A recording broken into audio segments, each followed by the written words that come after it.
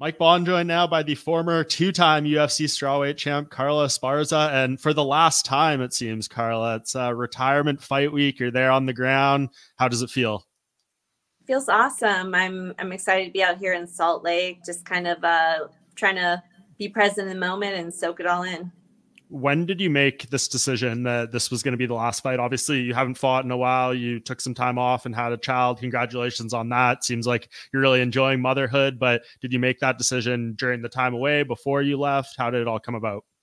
Before my last fight, I knew that, my last fight could have possibly been my last one, not knowing how pregnancy and labor and everything went. But ideally, I wanted to have one or two more fights, and just kind of seeing how everything has shaken out since becoming a mom. For me, one more fight seemed to make the most sense. Yeah. Was there something specific to that? Like, do you just want to show that, you can come back from this and, get back to being like an athletic person competing in a high level sport? Or is there a different kind of motivation for doing this, like, post-birth fight?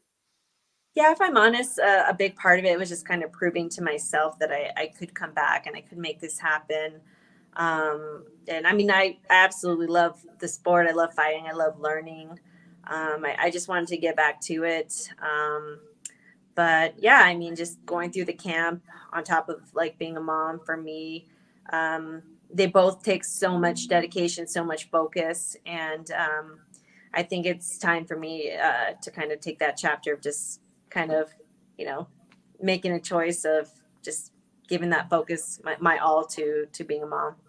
Yeah, that's totally fair. And you're obviously fighting a familiar foe too in Tecia Pennington. If you go out there, Carla, and have like one of the best performances of your career, is there any way you rethink this, or is that just an even sweeter way to go out? I think that'll just be like the cherry on top. That'll be a great way to go out. I'd love to get a performance bonus at a Donovan scholarship fund, but no matter how the fight goes, it doesn't change the outcome of me, being ready to move on from fighting. Though I still love it. It's time. It's time for me for being a mom, but also just my body's had a lot of wear and tear over the years, and yeah, I just think I'm ready. I don't want to leave the sport in a wheelchair, in a walker. Yeah, no, of course, that's totally fair. Without all that being said, when you go into the octagon on Saturday, like, is there anything you want to experiment with or do that you're like, damn, I've been waiting my whole career to throw this technique or try this? Like, I'm going to try some stuff. Yeah, I have so many fun tools in my toolbox that I haven't gotten to display. It's just, I've always had the mentality in my fights where I want to win the fights, but I don't want to be like so risky because, the goal is always to move up towards the title fight. And in order to do that, you need wins. And I just had things that I didn't necessarily want to show that I had in my pocket if I didn't need to. So you never know how the fight's going to go, but I would love a chance to kind of just, have fun out there, do some cool moves that I haven't been able to show in any fights before. Yeah. Will there be anyone like special in your corner or anyone around you kind of throughout fight night or fight week? I'm sure maybe the child, but like beside that you're doing to kind of celebrate this final fight? Yeah, no one new in my corner.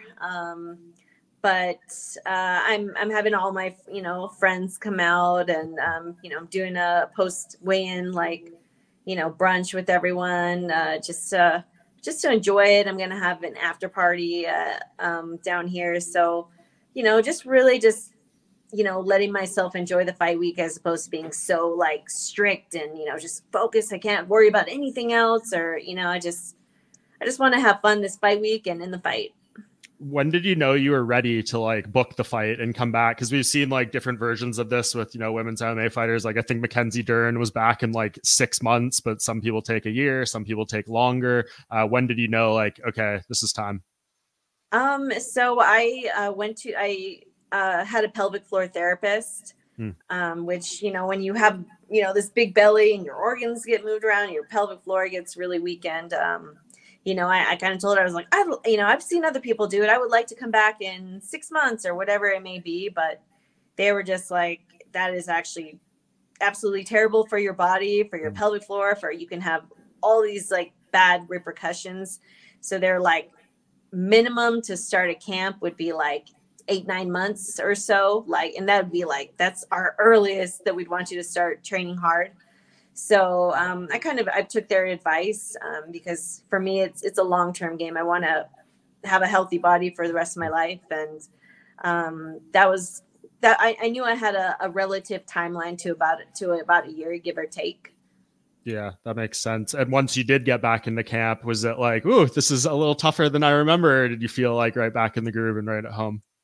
There were definitely certain adjustments that had to be made. It's like, ow, that hurts. Like, oh, I'm not used to this. Oh, I got punched in the face. Like, there was a lot of things that you don't realize that, kind of hurt or are uncomfortable until you're away from them a long time. And you're like, oh yeah, I forgot about this, or my body's not used to it. So I would say the first time somebody laid on me in jiu-jitsu, I was like, ugh, like, Yeah. But yeah, I mean, overall though, coming back I think I took the patience just like I do with any of my injuries, or and I really was patient in coming back. Started like lifting weights, doing like physical therapy exercises.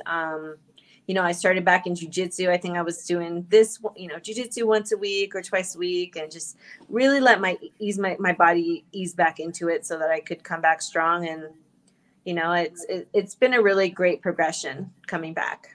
What do you think you're going to miss the most about being a mixed martial arts fighter?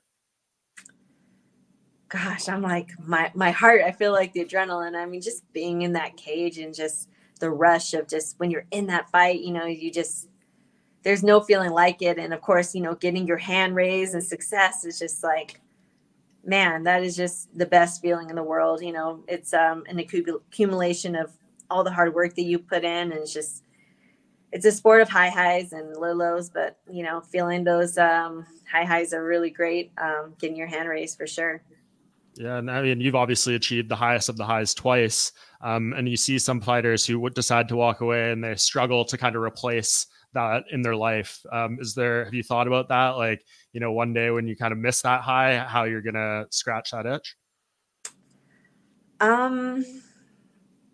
It's hard to say. I don't know. Maybe I'm gonna end up being like what do you call it when you jump off planes? Skydive junkie. Yeah. Adrenaline junkie type of thing. Yeah. Yeah, adrenaline junkie. Like, I gotta jump off this waterfall or something. Like, yeah. But I've kind of done it all, and I've felt it all. So it's hard to say. But maybe you'll see me jumping off a plane soon. Yeah. Do you want to stick around the sport? Like, do you have any intentions of training people or cornering people? I know you're close with your team and your coaches. Like, do you want to give back, or do you feel like once you're done with this, you're kind of just going to disappear into the shadows and live your life and be like, peace out? No, yeah. No, I would love to stay involved, whether it's doing seminars here and there, helping out teammates train for their fights, just going in and kind of sharing the knowledge, passing it down. I still love the sport. I would love to get my black belt in jiu-jitsu. I've been training for, I don't know, like 20 plus years or something, whatever it is. And still haven't got the black belt. Yeah. I mean, a little stingy there. Yeah. Yeah. You're just focused on so many different like sports and different things in MMA. It's hard to really get that focus in, but I would love to get my black belt in jiu-jitsu and, just continue training. Martial arts is in my blood. It'd be hard to walk away completely. Yeah. It's a lifelong journey, even if you're not competing, right? For sure. And of course, just talk a little bit about the fight. I mean, people who've been following your career know you fought Tecia on The Ultimate Fighter years ago.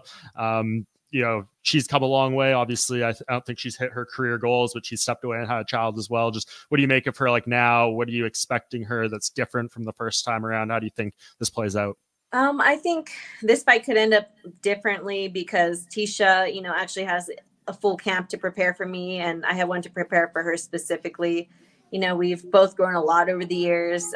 But I think overall, I mean, it's, I've been fighting for almost 15 years. I think cat's out of the bag. I'm a wrestler. I'm probably going to try to take you down. Yeah. But, and she's, we're all like, we can all do it all. But I mean, I think in heart of hearts, she's a striker. So, grappler versus striker. But, we're mixed martial artists, but, we all have our roots. And I would say it's safe to say, kind of see that come out in this next fight rematch.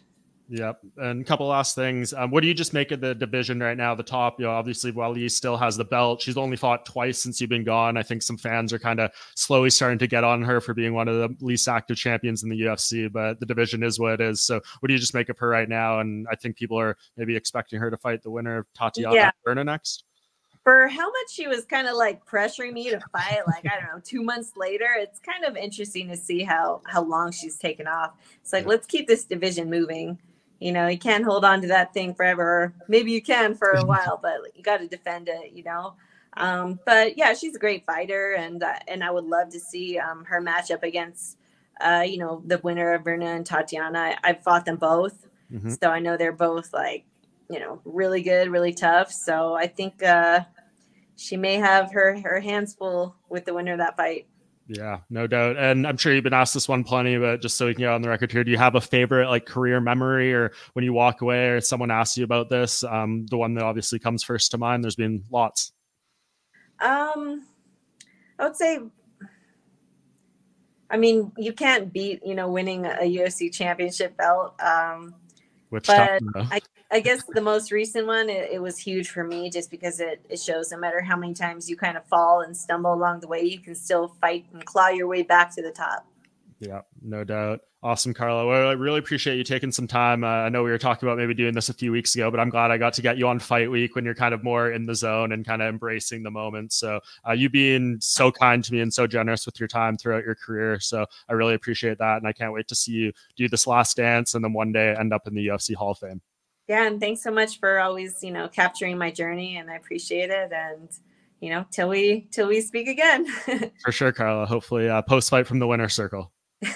Yeah, hopefully. All right. Have a great one, Carla. Bye. Thank you.